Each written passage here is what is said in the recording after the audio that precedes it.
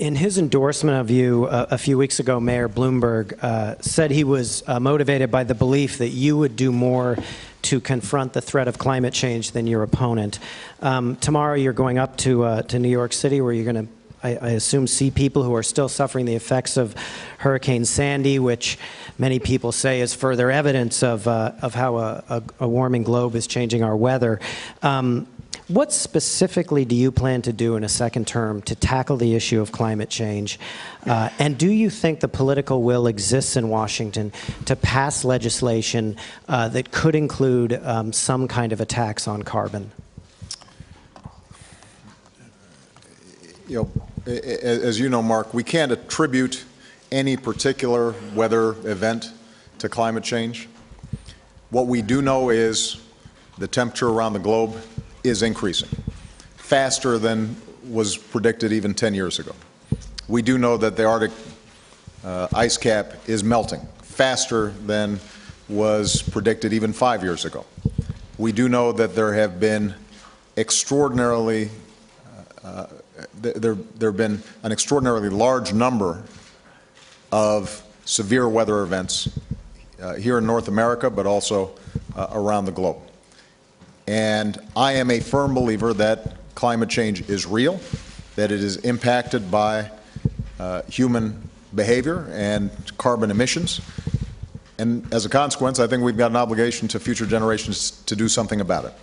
Now, in my first term, we doubled fuel efficiency standards on cars and trucks. That will have an impact. That will take a lot of carbon out of the atmosphere. We doubled the production of clean energy, which promises to reduce the utilization of fossil fuels for power generation.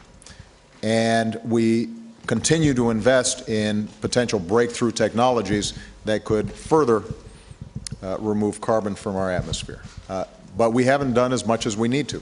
So what I'm going to be doing over the next several weeks, next several months, is having a conversation, a wide-ranging conversation with scientists, engineers, and elected officials to find out what more can we do to make short-term progress in reducing carbons, and then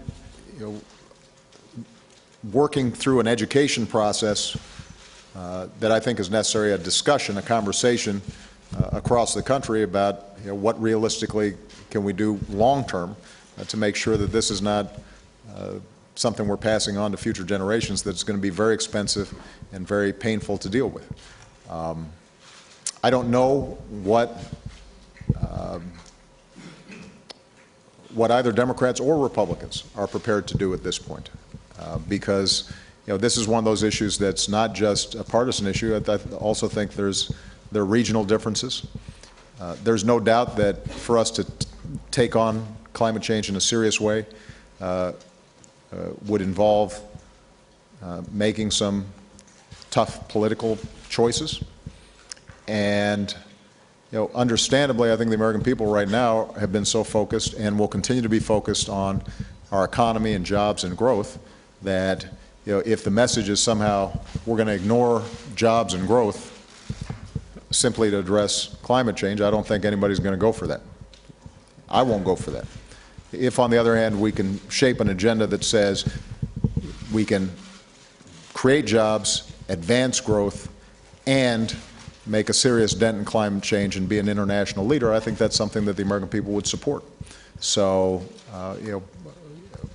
you can expect that you'll hear more from me in the coming months and years about how we can shape an agenda that garners bipartisan support and helps moves this agenda forward. It sounds like you're saying, though, in the current environment, we're probably still short of a consensus on some kind of attack. That I'm pretty certain of. And look, we're still trying to debate whether we can just make sure that middle-class families don't get a tax hike. Let's see if we can resolve that. That should be easy. This one's hard, but it's important because one of the things that we don't always factor in are the costs involved in these natural disasters. We just put them off as something that's unconnected to our behavior right now. And I think